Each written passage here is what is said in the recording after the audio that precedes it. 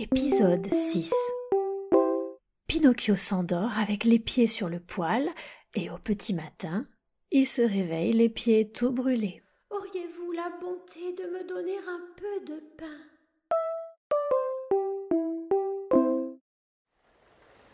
C'était une terrible nuit d'hiver. Le tonnerre grondait, les éclairs semblaient enflammer le ciel, et un vent glacé et violent sifflait rageusement, soulevant d'immenses nuages de poussière et faisant craquer et crisser tous les arbres de la campagne.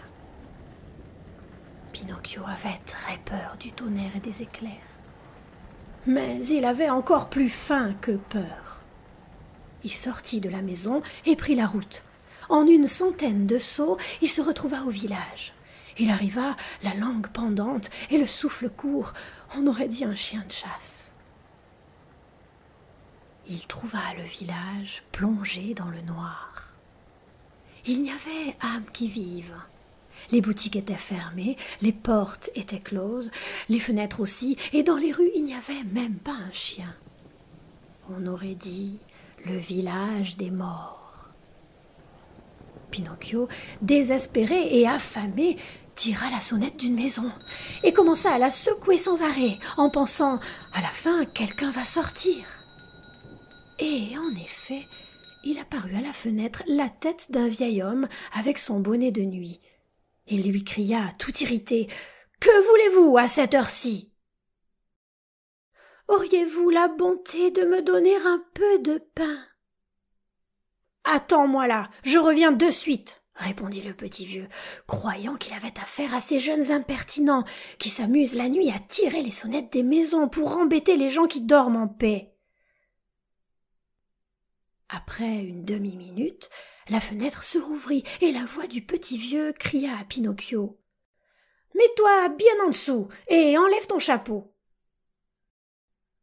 Pinocchio, qui n'avait pas encore de chapeau, s'approcha sous la fenêtre et il se prit l'eau d'une bassine entière, arrosée de la tête aux pieds comme un vieux vase de géranium fané.